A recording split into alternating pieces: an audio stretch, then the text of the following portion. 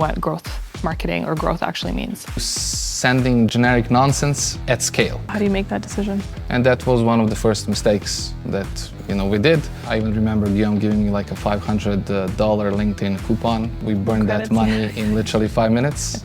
Got 0 leads. Really? Every feature you build, you're prioritizing it for your critical persona. So emotionally, I think it was very draining. A mentor saved my career. I'm so happy he's saying this. It's going to be a problem.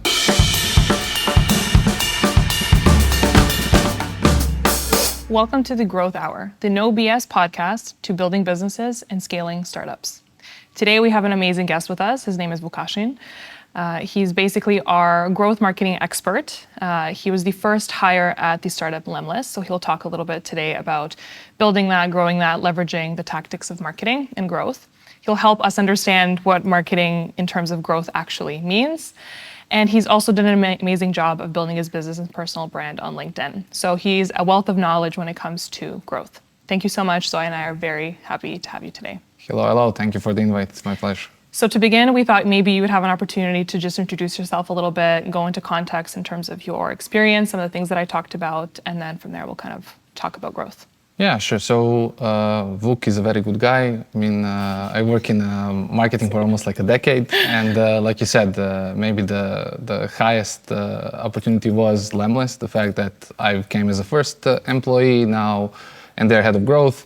The fact that we were able to build like things from scratch to 13.5 million in ARR. That's been like a very, very cool, difficult, but cool journey. And right now I'm building my own one-person agency. They call it solopreneurship these days. Don't like that word that much. And I've been able to work with some cool clients as well. HeyReach is one of local representatives that I like to mention, but there are a couple of others as well. And so far, so good. I can't complain. Marketing's treating me well. Awesome. So actually, I would love to start off with a little bit of a controversial topic. We're just going to jump right in. Can you help us understand and define what growth marketing or growth actually means? Yes, for simplicity, I think it's growth or growth marketing is when you have a KPI that's attached to the revenue. Mm-hmm. So if you have a marketing initiative that you have to deploy, execute, that directly impacts revenue. I look at it this way. Okay. So there's marketing that does branding, equally important, but sometimes it's difficult to connect it to the revenue in a straightforward fashion. Mm-hmm. Of course, it impacts it, but not directly. And growth is, a user acquisition campaign or a user retention campaign that you can clearly see it impacts the revenue depending on the stage where the startup is at. So as a marketer, you kind of operate as a salesperson. You have something that directly impacts revenue and you're held accountable for that.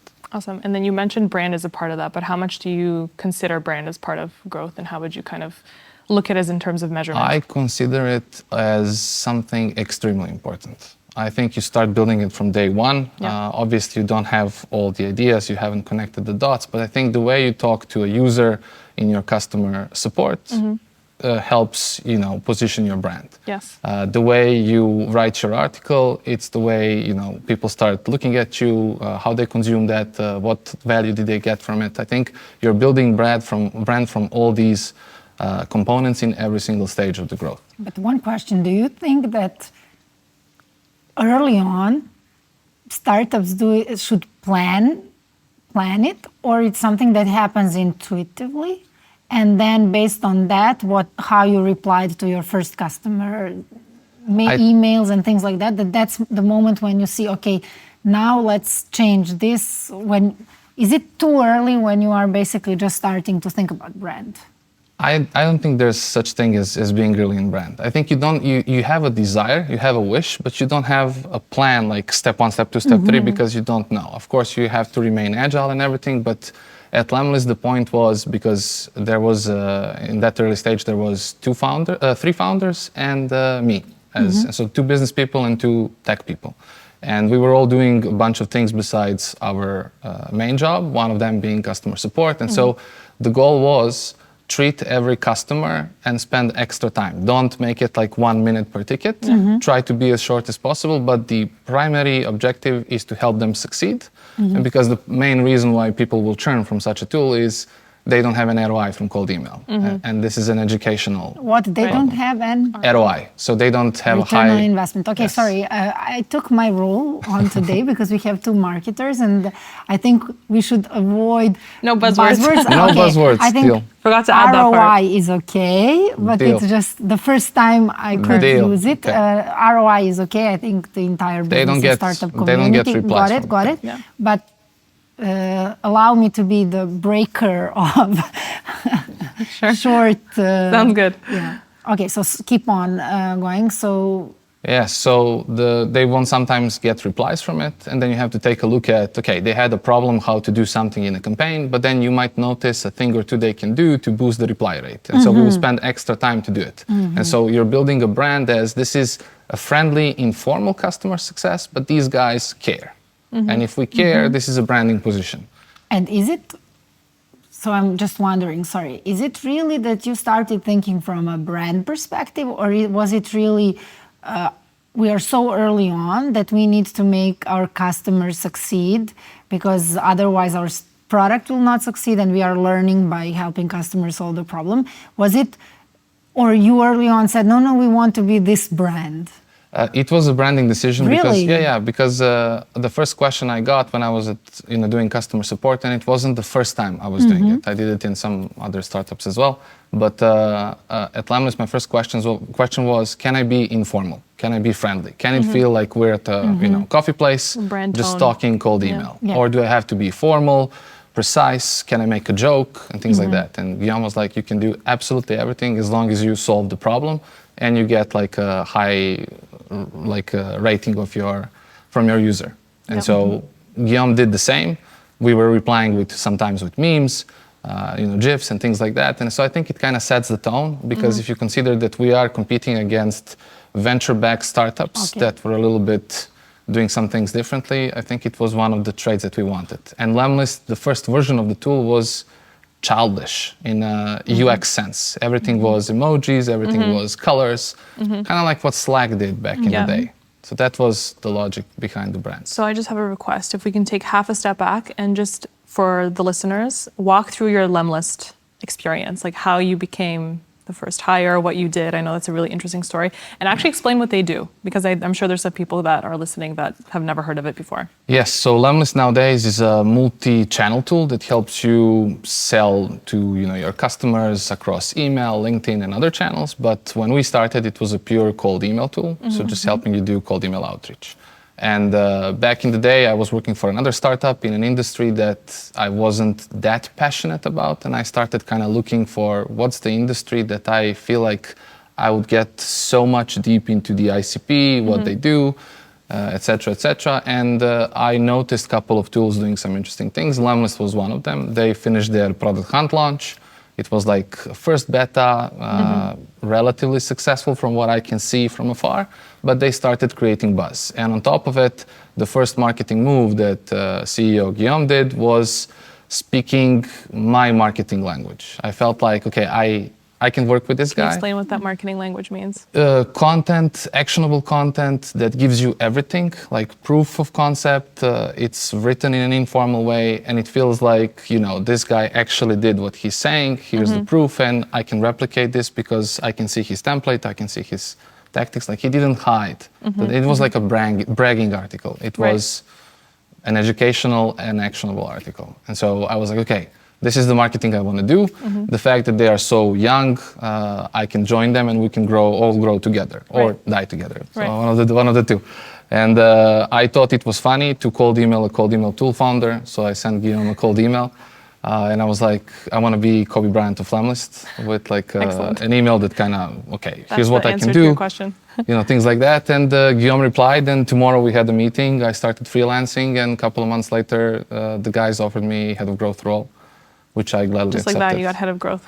Yeah, it took a little bit of, back and forth with freelancing. They had to see if I can do stuff. I had to see if they are the right fit. And I think we were both able to see that's the case. And I think it was 6 months later, 6 months of freelancing before the full-time role happened. What are some of the, skills or main areas that you focused on as head of growth in terms of, back to your definition of what growth means, because it's pretty all-encompassing. So the first thing that we have to figure out, so we had a community which was growing, and in the early days it streamlined product feedback. So one of the things was, okay, how do we now move from just talking about features, what we can do next, about talking about how to succeed with cold email. This was both Guillaume and my kind of task. Guillaume was doing a lot of sales and marketing and everything as a CEO, and content was another thing. So we started posting a bunch of articles about cold email, about research, about LinkedIn, about everything. And that was one of the first mistakes that we did, which was writing about everything all the time and not having like a direct plan. Okay, how can this content really help us grow? And so then it hit us, and we were like, okay, let's just do cold email templates, not do anything else. Because obviously, if you Googled cold email templates back in the day, Google will give you results, and we couldn't compete with HubSpot. Right. They were ranking first, but their templates weren't good. It felt like a marketer wrote a template for salespeople that was never sent. And so there was like a clear differentiation, and Guillaume was like, okay, like all we got to do is just show results.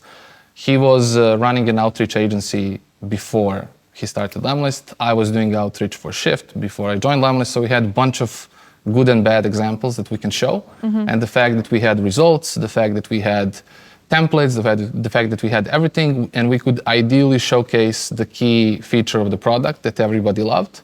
And so if you think about it, cold email template helps user acquisition, helps user onboarding. You can help activate that feature, and helps user retention because you're constantly giving templates to people and giving them ideas to do stuff. And community gave us a direct distribution channel. So without SEO, which we didn't have for the first year and a half or two, we have to think about distributing content, because even if we created like a best cold email template, if nobody sees it, it's going to be for nothing. So you were basically doing those cold email templates on social media? Yes, we were using Lemlist to sell Lemlist. So we had campaigns every single time, so we would showcase them, and then it was like figuring distribution. Okay, community, newsletter when you start having users, but this is all internal. How do we go externally? And so then there was Quora, there was Reddit, my personal favorite, Growth Hackers Digest. You might remember that one. And so, if you get to the top 5 or top 10 articles, they put your content in the newsletter, and it goes to thousands of ideal customers. And so once we figured that content, the next thing was figuring out distribution. And just a second, so just a small step back. When you mentioned that you started out by creating different types of content, and then you focused on email templates. Yeah. When you were creating these different types of content, how long were you doing it for, and when was this moment? How did you figure out that email templates are going to work? Did you share them already before? Did you measure something? Did you overthink it completely? So just guide us a little bit. So if you took one of these initial articles, you dropped it into the community, you wouldn't get that much engagement. That was trigger number 1. Trigger number 2, there was no traffic on it. Obviously, this was a distribution issue. And then Guillaume shared one of the templates when we were like figuring, I think, onboarding was it or something like that. And it was like a great response in the community. Okay, this is what we need. Cool. Couple of like 50, 60 likes, 30, 40 comments with those numbers in the community. And that was like a brainwave. Okay. And he was like, we're just doing cold email templates. And I was like, yes, it makes complete sense, and we feel stupid haven't that figured that. Yeah, it's earlier. one of those things. Once you see it's such a logical, thing. And we had a couple of templates even in those articles, but they were part of a bigger guide because you wanted to pack all the keywords, you wanted to do everything, but that's it was a wrong move. Focus was needed. Okay, let's then go back. You did the templates. What happened then? People started coming? Yes, users started coming. They were activating these templates. And the fact that we had, the key differentiator in terms of features, we had these personalized images that you could do at scale. So you could go to Starbucks, grab 2 coffee cups, and have like the first name variable change on one of the cups. Nobody had that feature. And so all we now have to do is make sure that these templates reach as many people as possible. it doesn't matter if I'm putting Guillaume on a podcast, which I did, and then he can speak about, growth of Lemlist, but also how did we use our own tool to sell our own tool and speak about these things. Different communities, different Facebook groups, guest posts on different websites. Like we did literally everything to promote these templates. And then there was this beautiful thing that happened in the community, which was one of the members, now a very, very strong influencer, said like, okay, we could do something to make sure that the emails are not going to spam, but they're going to the primary tab. And so we can do this manual warm-up. I won't bother you with the technicalities, but and that was another brainwave. Okay, if we can automate this and give this a feature, now we have two differentiators and nobody can catch us anymore. And so the CTO and the two co-CTOs in a way stopped doing everything that they were doing at that time. It took 2 weeks or 3 weeks to develop beta feature. Okay. We launched it in the community. The response was phenomenal. Beta testing everything with the users, they used it for free. And once we had that feature, nobody could really catch us. And that's where the double-digit growth rates started happening, because not only did we had something that helps boost replies, but we had something that kind of helps you land in the primary tab where people can actually see your email. It's interesting because you, coming from content and also talking about community, I feel like that's overlooked a lot. Everyone thinks about growth and maybe like paid ads or these like very specific tactics. But I think what you're talking about is also leveraging the 360 feedback loop that marketers love to say all the time. You're gonna hate me. Yeah. But it's taking the user feedback and actually applying it to the business, and you're creating these mini channels that are not just growth channels, but they're feedback channels. So maybe talk to me a little bit about community. Community is really interesting. I think it's something that's very overlooked. How did you go about actually building this community for Lemlist? Because that's literally where you got your feedback in order to get that growth. Yeah, but that was the decision made even before I joined. So as soon as they did the product hunt launch, they created this Facebook group. It was free, easy to manage, and just started inviting all the people inside. And some of the feedback in the early days was extremely painful. This sucks, this is not good, this can be better. I think when I was speaking to Guillaume about joining, they did this UX change that was a conundrum of negative feedback in the community, and then it took them 7 days to kind of switch a couple of things, and then there was a conundrum of positive feedback. And so emotionally, I think it was very draining in the early days, but community is beneficial because it gives you a direct channel where you can not only speak to users, but you get ideas. That's channel number one, and in my opinion, in SaaS, customer support is channel number two, because you're constantly talking to people. And so in customer support, I could, when I finish the issue, I can be like, hey, I'm planning to launch another cold email template. What template do you need? Right. And you can do this one-on-one in support chat, but in the community you can do one-to-many. And then as we developed as a company, community became richer. We started doing events, we started doing different competitions. We started doing, next move what we did with the templates was, we have a limit of how many internal templates we can showcase. How can we scale that? We can showcase templates of users. And so instead of doing a typical review on a website, we can have a successful cold email campaign. A bunch of our users were agencies that were outsourcing, so it's like a great promotion for them as well. And we just had to motivate them to share it. And I feel from hundreds of templates that we shared personally, they started feeling like, I can share a template and my competitor is not going to steal it. I can always adapt and change. Right. And so once they did that, we had this Lemlister of the Week narrative. And you would promote a campaign of a user, they would get exposure in front of our community, in front of our newsletter, backlinks on a website. It was like a win-win deal. And so this was kind of the way we scaled that template content. Content creation. Yes. So that organically, was... that's the big one, organically. Where the templates moved. And community, again, was critical because somebody else would see that. I want to get promoted as well. So then they would reach out and created this loop for us, which was awesome. So you started at Lemlist when Lemlist had a very small revenue, basically? I think it was 12K or something like that, MRR.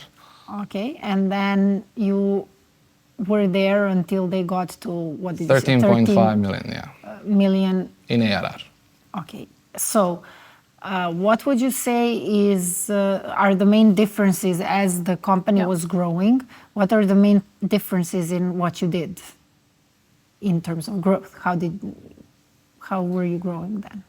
I think for us, it was primarily, we never did paid. We did some of the tests in those first 2 or 3 years that failed miserably. I even remember Guillaume giving me like a $500 LinkedIn coupon. We burned that money in literally 5 minutes, got 0 leads. But organic was very good for us. And all channels except SEO. We figured SEO a little bit later. But for us, content, distributing content, and then using this internal infrastructure, so to promote our stuff in-app, because at some point we had thousands of free trials a month. And so we figured, okay, we can promote critical content in the app itself. And so just figuring these things, LinkedIn became a serious channel for us. We had like multiple people, I think there was like 10 plus people consistently posting on LinkedIn from Lemlist. From Lemlist, yes. So not only the CEO, but he's the head of sales, head of marketing, CTO. He was even convinced to do it. So, and a bunch of other employees, obviously. Very early adopters. Yes. It's impossible to get people to even do that today. Yes. And the good thing about it is because Guillaume started first, he was able to share what worked and what didn't internally. And so we could pick and everybody could choose. Okay, if I want to be like a very strong influencer, have thousands and thousands of followers, this is what I need. If I want to do a little bit, don't go that far, this is what I need to do. And so we had a recipe, we just had to do the work. And so was that work, for example, CTO posting on LinkedIn? Was the CTO really writing the posts himself? He was to some point where he started looking for ghostwriters, but never ever was something published without him checking. Okay. So he was involved. He didn't enjoy like a single post. Like I remember when he's like, okay, this LinkedIn is just... But he understood that hiring became easier. Yeah. Just because he could like create this group of developers kind of following Lemlist, and once Lemlist decided to go multi-product, it was easier for him to be connected with different developers thanks to LinkedIn. And with the ghostwriter, he could delegate some of the things of coming with early drafts or first drafts or whatever the case. And so what, based on that experience, how much would you advise social selling on LinkedIn and building a brand and a personal brand for early stage founders? A lot. I mean, there's this saying, people like people. It's not anything new. I think you can do a lot with the company badge, but you can do so much more. The brand of Lemlist was actually the brand of people opening doors to the cold email kingdom, let's say. Right. And you could literally see, okay, Lemlist guys did this and failed with this template, and then they did this and this worked. So we weren't hiding or optimizing anything.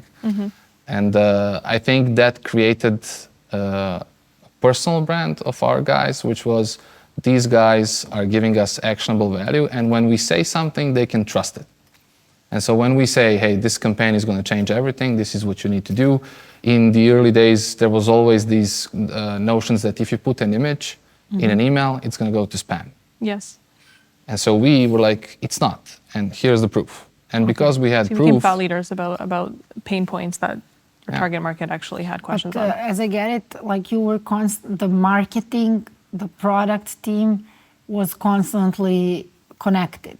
So what you heard from the community was immediately shared to the product people and vice versa. So that's So you were constantly improving, and that was also the secret sauce of the growth. Then the content that you were sharing in the community made more sense. Secret sauce of the growth, but at the same time, secret sauce of because there's like 30 features and you can only do 2. Yeah. And so there was also this, I wouldn't say like arguing internally, but we had sometimes different opinions on what's the right next feature or how does that feature need to look like. So how do you make that decision? You kind of try not to be subjective and look at it from an objective perspective, and then analyzing the impact on the product. Like if we open a new ICP, what will happen with this ICP? If we open the new type of user to use our product. Ideal customer I'm kidding, profile. I know. So that was the thing that you had to prioritize. It is the same thing with marketing channels. We wanted to do YouTube from day one, but we just didn't have the capacity, at some point money, then later time. And so you pick channels. And LinkedIn was prioritized over YouTube, but YouTube came 1 year later.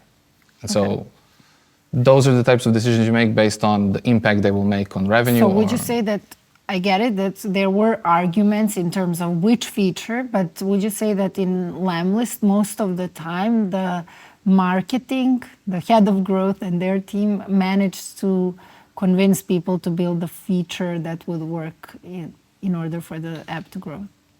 I wouldn't say it was me, I would say it was the collective. Like if it comes from a sync feedback from Guillaume primarily as a CEO, then his CMO, then or head of growth, then his head of customer support who speaks to users, then from his head of sales who does thousands of demos or calls or social selling on LinkedIn. Like if it's like a unique synchronized feedback, then this puts more pressure on it. But if we have different opinions, and that's one of the key mistakes I see in startups. I feel customer support is seriously underappreciated. Isolated also. Yeah.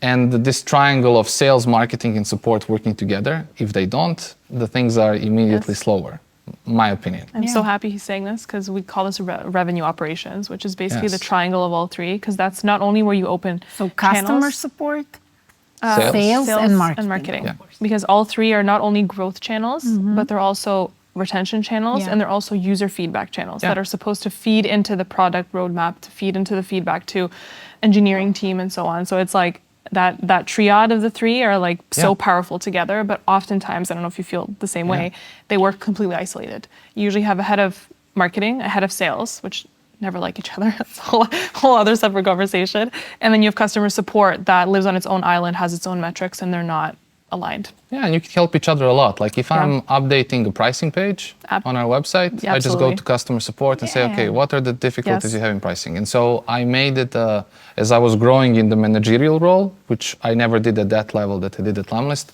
I used to ping people from customer support all the time. Like I knew that there's like a third shift working late in the hours, and then I would ring them on Slack, tell a joke, and then I was like, okay, what's the issue right now? How can we help you? Or, you know, I need this. And we created this like very good collective where we were always open with one another. And then a customer support, even somebody who was hired yesterday knew that they can ring me all the time to tell me some things. And, you now know that nowadays, like if I have a website and we have a good traffic on it, you put our B2B to it, it gives you LinkedIn profiles of your website visitors. And I want to collaborate with sales because these are warm leads for them. I make their outreach better. And it's the same for customer support. Like if we have somebody in the onboarding, customer support knows that if it's like a big agency that needs personal liaison to do the onboarding and everything, we filter these leads to customer support so they don't have to look at them manually, individually. We can do that. And then, the solo users or the little teams, we can do product-led growth. Yes. And marketing then has the accountability. Yes. But if we know what's happening and everybody knows who owns what, we all are all on the same page about it. I think this is what made Lemlist special. Yeah. And this is why we kind of clicked together. Yeah. And head of customer support and sales, we're all ex-Yugoslavian, so it even made it more easier than... Balkan clan, okay. And so let's stop from the Lemlist, Alex, if you agree, and then move to another thing that you're working now with different startups, but one of the ones that you mentioned is HeyReach from North Macedonia.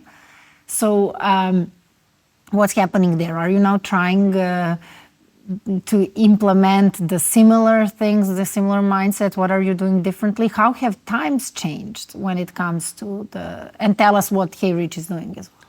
Yes, so HeyReach is LinkedIn outbound tool, helps you sell on LinkedIn. Particularly, they can help you scale LinkedIn outreach without breaking a single LinkedIn limit, which is kind of the thing with LinkedIn. It's not as easy to scale as it is with email. So it helps you send the messages, direct messages. Okay. Yes. And if you're smart, you're not doing it in a spamming way, you're doing it in a constructive way, let's say. And the HeyReach guys are, like you said, from North Macedonia, which again, culturally, it's very easy to collaborate with them.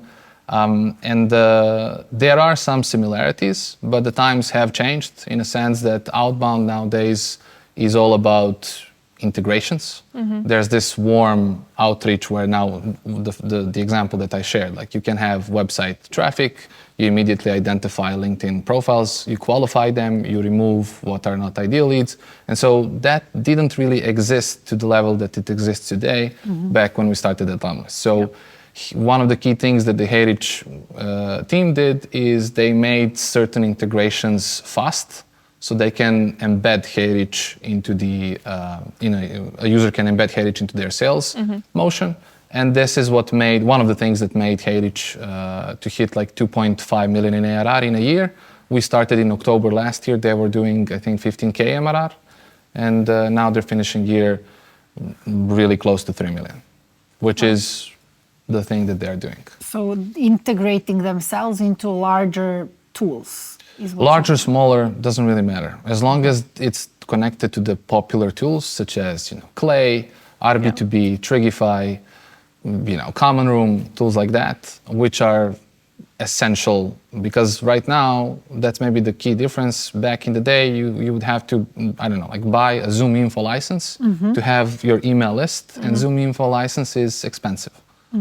And we couldn't do that in the early days of Lemlist. But now you can take from each tool category, you can take the worst tool on the list. But if you connect them together, they can still do the work. And together they are stronger in a way.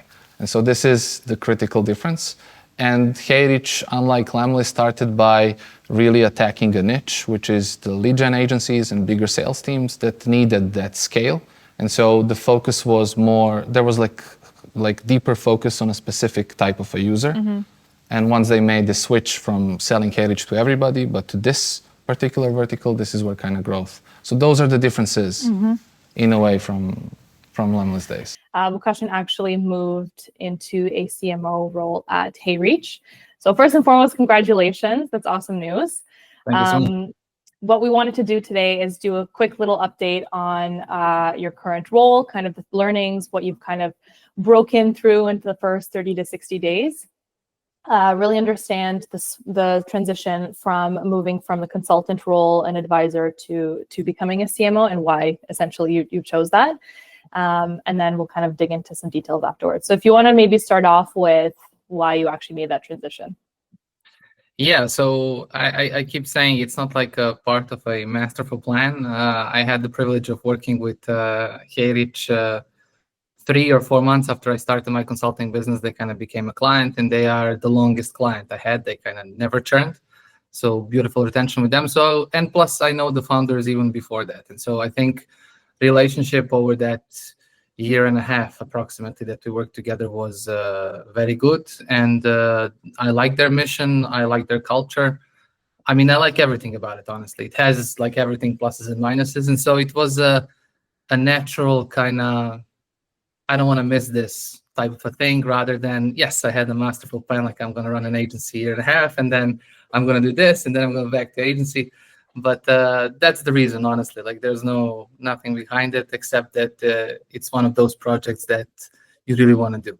As a consultant, I was focused on 1 or 2 channels. Right now, my responsibilities kind of extend a little bit over that. And so it's definitely easier, but I feel like there's always like a lack of time. Like, what are the things, maybe if you can compare and contrast, like what are the things that when you entered as a CMO, what were like the first things you decided to do? What was your action plan in, let's say, first 30 days? Yeah, so the good thing about working with them prior to joining is that, and this was the toughest part of negotiations of us joining. So it wasn't, I don't know, compensation or whatever. It was, let's make a plan and let's see if I'm your ideal CMO or you're going to be better off with somebody else. And so we kind of made the business plan, the whole thing from forecast to all the details and how the different departments interlink. And so the plan was already set even before I started, even before our initial kind of like podcast episode. We were fine-tuning it and finalizing it. And so when I joined, it was literally execution, putting pieces in their place. thinking about bringing the first hire that we wanted to bring immediately after the break. And so it was slowly starting to put things in motion when it comes to execution, what channels are kind of like priority right now, how do we want to scale them, meeting the people that either I'm going to hire or partner with later down the road, and basically just cross-checking your task list one by one, and then revisiting it on a monthly basis and seeing, is this pulling things in the right direction? Reporting and metrics were already in place. So for 90% of things that we do, it's kind of easy to see whether they're bringing results or not, because we already said that before. And so it's probably the easiest transition ever, just because I had time to prepare. I take the reins. And you were testing it, so basically before you entered. But I saw some of the hirings on LinkedIn. But how? So I believe your team grew. The marketing team grew. How many people, like in percentage, were in the team when you joined, and how many did you add? So the full-time, if we're talking like full-time team, there's not a lot of people. There's currently 3 full-time marketers, but the team is bigger because we have a lot of part-time people who are working with us on different channels, from, for example, YouTube to things like Clay, different videographers if we have a particular project that we're doing apart from YouTube. And so copywriters, we have a bunch of copywriters that are kind of freelancing for us. So the team is really hybrid as it can be. And so right now we're just adding pieces as we're unlocking channels. And so the only thing that kind of dictates the tempo is if we know that there's going to be, for example, a big feature launch or something in April, May, then I know I need a particular person for that. And so the idea is to stay lean and keen without over hiring or making some decisions that just doesn't make sense, and understanding the difference. Is this a full-time role? Because I keep telling this to all the people I've interviewed recently is I really, really, really want you to be happy in this role. And for me to be happy, I have to understand what gets you going, what's the challenge, and then is this like a full-time, part-time, or is it starts like a part-time and becomes a full-time like it was in my name? Well, I think that concludes. Thank you so much for your time. Thank you for the update. And when you're focusing now on this, let's say there is a niche that you are targeting, how does that differ? Like in terms of building community, or does sales play a different role when you know who the niche is? Yes, they play a role because you get a lot of insights from the demo calls, and the features are a bit different. Like a solo user using HeyReach, there are still solo users using HeyReach that are not in our primary ICP, but you just want to be smart in a sense of every feature you build, you're prioritizing it for your critical persona. Every channel, marketing channel you're going to use, you prioritize it. If I'm doing a template now, which is an integration workflow, how to use multiple tools to get a high reply rate, I'm going to prioritize templates that speak more to our ICP. Okay. These types of things are different, but you still don't want to, even if there's like a not ideal user comes in, you still want to give them an easy access, but it's not just like you're going to spend Monday to Friday working on them. You're just going to give it like a Monday, and then Tuesday, Friday is our, tier 1, tier 2. For the rest. Like a self-serve option versus sales-led. Yeah. Got it.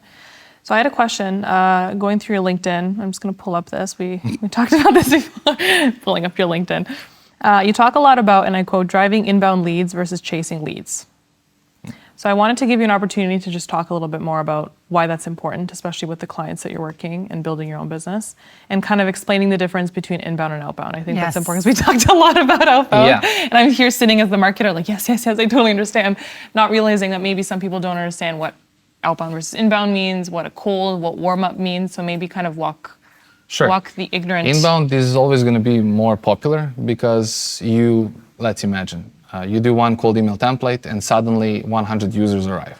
It's way better than me chasing every one of these leads on one-on-one basis. You can do outbound at scale, like you send 100 emails, but if you're doing a call, then a conversion, you have to do 100 calls. Yes. Inbound, it doesn't really, you could, but you don't have to if you optimize it, to be like a self-serve thing. And so inbound is always going to be more popular because you don't have to go through long sales cycles, especially I was hoping you were going to say that. Okay. in SaaS. Yes. And so it's like, fishing compared to maybe outbound that feels like you're literally diving and chasing a specific fish. I still love outbound. You don't have to choose, but if you do both, this is where I feel. How do you optimize for inbound? And like in what ways, if you had to advise a startup, how would they actually go about doing inbound correctly? So first, you identify what makes you different. Like, what's your critical feature that, at Lemlist it was personalized images. HeyReach, it's scaling LinkedIn plus integrations plus the pricing model. And then the objective is, how do you communicate that? Like, what language are you going to use specifically to explain the difference? And once you've done that, like, you've created this notion of, I have a critical pill, which is, there's something different about our feature. Either it's like a unique feature, or maybe we do it faster. Maybe we do it simpler. Maybe it's like without the learning curve, if it's like a complex tool. And then speaking the language, whenever somebody comes to your website, when reads the copy, it feels like you get them. Yes. And so you have to be able to communicate that, and then it's just picking channels. We have a website, now we have to bring people to our website. What are the channels are we going to use? And it's going to be the same language, but you're going to package it through content, through videos, through ads, whatever you choose as a channel. So I think if you don't have a differentiator, it's going to be tough. If you have a differentiator, but if you don't know how to communicate it, it's going to be tough. And if you don't know who you're going to communicate, like specifically knowing your ICP or a user, it's going to be a problem. And this is where, choosing maybe an industry that you're passionate about, it's going to motivate you not to take shortcuts in researching your ICP. That's why Lemlist kind of clicked for me compared to maybe Shift, because I couldn't understand the moving company that profoundly the way I could a typical user of Lemlist. So these are the three, I think, aspects that you have to do. If you don't have one of these three, you're in a problem. And I think even when we go back to your definition of growth, because it's like, we said earlier, like a Swiss knife. It's a bunch of different kind of supporting teams and roles and different hats that you wear. So I think it's really important to talk about it in terms of, it's also supporting content, it's also supporting community, all those kind of subdivisions that you talked about under inbound. And for me, for example, this one founder relevant perspective that I hear, and which is often mentioned also by investors or by any startup advice, is to have domain experts. And what you're actually saying, so in a larger, like how to build a startup, you have to know the problems, but it also then works if you as a founder understand the problem. What you also need is, when you get a marketing person, that marketing person is passionate enough about the problem that will manage to learn the real problems of a user. So just, I'm putting it out there. I know you said it before, but you said it like very marketing specific. And I think it's something that we hear often when it comes to domain expertise. And another thing that why I think is important is the stats we mentioned on some previous episodes, is that in Serbia specifically, only less than 1/3 of startups have a founder who is a business founder with business expertise. So in that sense, it's important to insert these types of... if you have founder-led sales in the early days, this is the best. Nobody is going to be more passionate than the founder selling the product. Nobody can maneuver as fast with different pricing offers, different whatever you're doing on a demo than the founder. And then you turn this into a scientific sales process where, now we know who we're targeting, what we do, what we don't do, what calls we take, what calls we don't. And if the founder is not doing that, finding somebody, VP of sales or whatever, this early can be a little bit tricky. Not impossible, but tricky, in my opinion. You could definitely bring people, but if you, as a founder, that's why, like, for example, Guillaume and I clicked. Like, Guillaume is a marketer in his soul. And the fact that we could do it together, it was faster than if one of us didn't do it. And so we could bounce back different ideas. Okay, Guillaume could tell me, we need to do only templates for content. I could tell him, hey, we shouldn't do this in the community. And then just like makes it faster, and you have somebody to bounce ideas off. That's not AI. Right. In a way. And one thing, so what I'm hearing from you is that you enjoy working with founders who actually know marketing already, who get it, right? Ideally. Guillaume was the only one so far. Okay, so but if we have like founders who don't know much about marketing, but they know how important it is, everything, that's why they listen. How can they hire you or someone like you, or you 5 years ago and you 10 years ago? And what your value is. I just want to add in, I think it's important, you've talked about growth. I think the strategy and everything about ICP, understanding the problem, kind of weave that into like what value that service actually provides to non-business and marketing founders. I think you have to have, as a founder, an honest conversation. Like take, for example, HeyReach founder, Nicola. Nicola is a great salesman. Like you can put him on a demo call, he will negotiate the deal better than anybody else I know. Not only in the HeyReach team, but he's like a terrific negotiator. But he's first to tell you that marketing, you call the shots, you just let me know how can I help you. And First then, time I've ever heard that. Wow. I never had that situation Amazing. where he's like focused fully on sales, and he's great at reading and being like a few steps ahead, which is another founder trait that I appreciate a lot. But if you're looking for somebody, if you have money, if you have a budget, if you raise money, you can always go to an expert, either a full-time or part-time. But the only thing that you gotta like double check is if they have relevant results. Like bringing me to help an e-commerce brand grow, it's a risk. It could work, but it's a risk. You'll be better off if you bring somebody who has e-commerce results, but it's important not to take shortcuts in hiring. Right. On the flip side, if you don't have money and you have to, you can't hire an A player, you could go to a consultant and create your personal advisory board, and then bounce ideas with them, and then internally do something. And finally, you can hire, like Lemlist in me didn't get an expert, in growth marketing. I had to learn a lot. Right. So you can bring somebody who has maybe curiosity, who asks questions all the time, who's proactive in a sense, who wouldn't. If my KPI is churn, it's unacceptable for my boss to like ask me why is churn lower. I have to be proactive in a sense. Churn dropped because of this, and so you're looking for these traits. Skill can be taught. You can bring a mentor to your junior marketer, but you just want somebody who's curious, proactive, and has work ethic that backs when they say I'm going to crush content.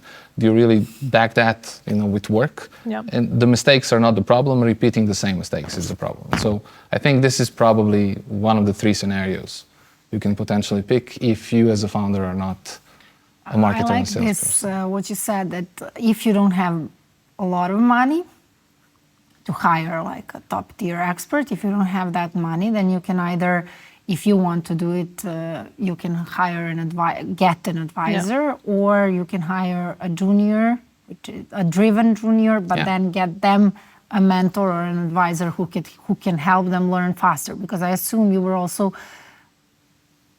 moving faster and learning faster because you had Guillaume, who already had that expertise. Yes. In a way. Yeah. Yes, in a way, yes. And you always want to have this personal advisory board continuously. My career was halfway through Lemlist was saved through a mentor.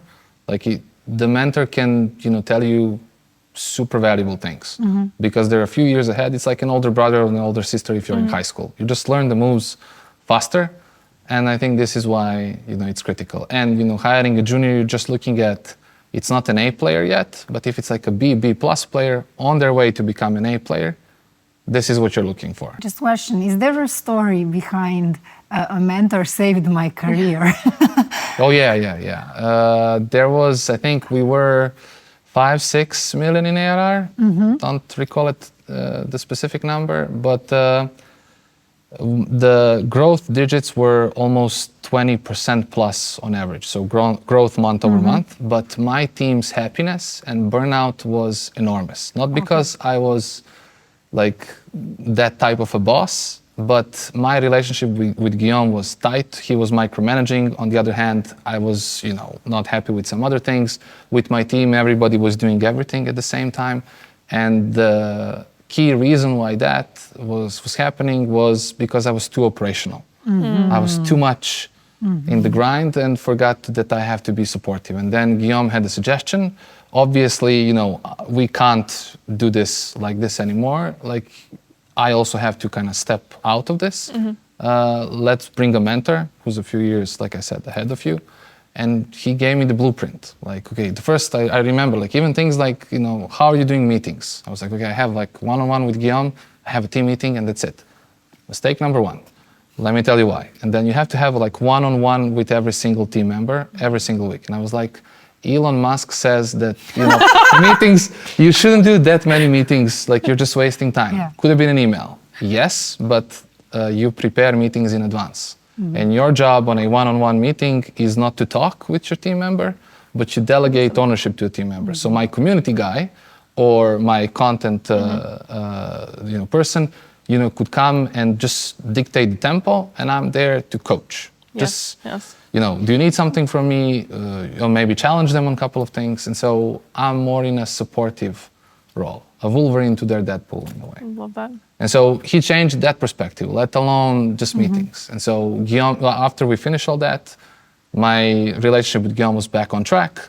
The team felt focused, the team didn't felt like burnout, and on a team building a couple of months later, then say that this is the best transition they ever had. And it was like, okay, like I need to talk to people, who are more experienced than me all the time, all the time.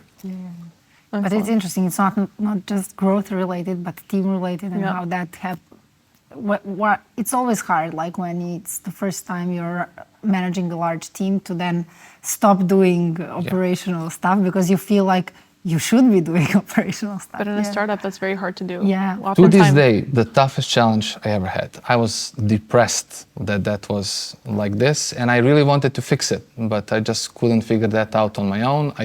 Guillaume and I couldn't figure it out on our one-on-ones, but with Jeremy, shout out to Jeremy, he was a savior. And then, Yeah, outsider perspective. Sometimes even if you know, and you give that same advice to other people, it's very hard to implement it on yourself because you see so many other things that you can't see clearly what the main source of the problem. Yeah, it felt like back in the days when my basketball coach is like, if you stand here, you're not going to get an open shot. If you move 2 steps to the left, you have an open shot. You can't realize that just because you don't have enough experience. And Jeremy was literally like that. Like we dissect every single thing. Your relationship with Guillaume. I had like Americans, Ukrainians, Serbians, and Croatians in the team. And like he was, okay, you have to treat them differently in terms of culture. It's the way you communicate is different. If you have a senior and junior, what's the difference? If you're like, doing growth marketing or some growth engineering project, like how to scrape leads or whatever, this is how you do it. So he can tell you about operational things and he can tell you about managerial things. And it was all like a reflective mirror, literally, which is like, okay, the meetings is, to this day, the funniest thing I ever had. Like, I thought having too many meetings is a mistake. So I wanted to pivot just for like 2 minutes on marketing topics, because I want to make sure that our listeners, that our startups or that our growth leaders have an opportunity to take some advice from you. If you're in the position today to start all over, what are some basic, generic, without the idea that we're not selling a playbook here, what are some things that you would focus on? Whether they're hiring somebody as a marketer, if they're bringing in a consultant, what should they be looking for in terms of growth? What's the first thing they need to start to dissecting? From the perspective of a founder? Yes. I think you gotta understand where are you in the industry in a sense. What do you offer? What are you playing on? Like what's your critical feature about, and how, like we said earlier, like how do we communicate it? Okay. Do you know how to communicate it? If you don't, bring somebody who can. And be honest. Like you can try with a little bit of help with AI. I'm sure you can figure it out. And you gotta speak it in your user's language. They have to understand that you get the pain point. And ideally, if you have results that can kind of back up, then you don't really need any case study from anyone. You can literally just show your work, which is where most founders, they realize problem somewhere earlier in their career, and then they create a product that solves that specific problem. And so I think like how you incorporate this story and understanding, does the competitor have a matching feature? What's the difference? If you don't communicate that in the right way, you just can't have exponential growth. That's my feeling. And so this is maybe step one, and then step two is just, if I don't have results, but I have a great feature, maybe I know 10 people who are ideal users. I won't sell this to them. I would just say, hey, come inside, use my tool. But the only deal is you have to, once you get a high reply rate, you have to give me a deep case study that I can turn into an actionable story. And so you remove friction. Like you can sacrifice 2 months without revenue just to get these case stories, and then you promote them. If you don't know how to build a distribution network, like a big LinkedIn profile, rent a big LinkedIn profile, in a sense, like ask an influencer. I'm sure you know somebody personally who has at least 10K followers, like we all do. So can you do something? So I think this is potentially figure out how to position your product, the language, and then where you're going to go and how can you remove friction from whatever possible. I love the first point. I just want to add on positioning and why it's so important for marketing is they forget. They think they immediately need ads, you need immediately the tactics, but you forget the actual value and what we call the value proposition. You're going to get mad at me for another definition, exactly. but what are you marketing? What are you actually marketing? How are you different? And if you have a beautiful website, everything's beautiful and optimized, you have the greatest content, but it's not actually clear on how you're different from your competitors, what value you're driving, doesn't matter how much you're spending behind your paid ads and what you're doing, it won't be successful. And be smart with success metrics in a sense, like raising money, great, awesome, not a success, it's an obligation in a way. If you are acquiring 100 users and 92 churn after first month, it's not good. Like you have to have acquisition and retention to have like a product market fit. And later, once you start getting more and more customers, there was this like terrific keynote that one salesperson under the name of Catherine gave. It was measure number of qualified free trials, not the number of total free trials. So if you get like 5,000 free trials or 5,000 people download your lead magnet, that's not the number. The number is how many of these are qualified. And so if 5,000 people have downloaded something from my website, and 4,900 will never use my product, the distribution failed. And so we have to take a look at what specifically failed in distribution so it doesn't happen again. And so this is, I think, the mindset that you want to have. Yeah, focusing on the result, which is drive revenue continuously. And identify what even qualified means. Like how do you qualify, what are the parameters for qualification, and make sure that it relates back to your ICP. Yeah, back to your ICP, correct. My last marketing question is, and we prepared you for this because it's a little controversial, but what are some current trends that you see when it comes to B2B marketing growth that you might not stand behind, or you think it is maybe just like passing fad? That's a passing fad. I feel number one in every single industry, including marketing, is AI. I don't think it's a passing fad. I think they're just maybe overselling it more than they should. I feel AI as a sparring partner is terrific, but giving AI full control of, say, your cold email leads to sending generic, what's the right word, like generic nonsense at scale, which is even, the worst thing that you can absolutely do. So I feel like if you delegate too much to AI, it's a mistake.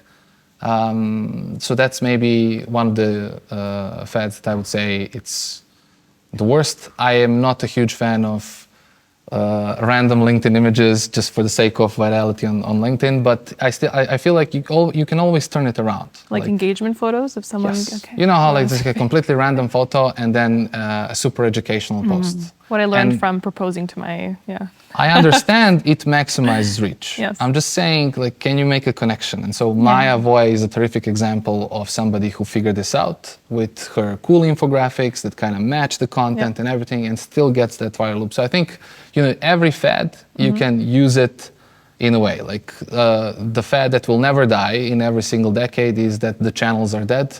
Cold email is dead. SEO is dead. They were saying this when we were like growing Lemlist. They're saying now when we're growing HeyReach. It turns out that I'm selling a dying product, but still results are kind of there. So I feel, if you give basketball to me, it gives me $0. If you give it to Doncic or Jokic, they're getting millions from it. Yeah, so that's excellent. It's literally who's the shooter and how are you shooting. That's awesome. That's my 2 cents on fads. I loved it, especially, I think it's also that sometimes the thing with trends is when it becomes at least moderately mainstream, people tend to misuse it, and that's how it becomes a fad. Yeah, but that's why, I mean, like, all good things are hard. Yeah, exactly. Love it. And now our last segment, which is rapid fire questions. So the rules are simple. Alex will ask you questions and you have to choose one quickly. But ideally, but none of them are easy to choose, because most of the time your answer, if it was a real question, you would say, it depends. Oh, yeah. That's, so now we don't want to hear it depends. I have to choose. Or both, just try to choose. And if something is really, really specific, you can explain it, but it's funnier if you don't. Okay. Putting you on the spot. Let's go. First one, product-led growth, community-led growth, or sales-led growth? Product-led growth. Lead generation or demand generation?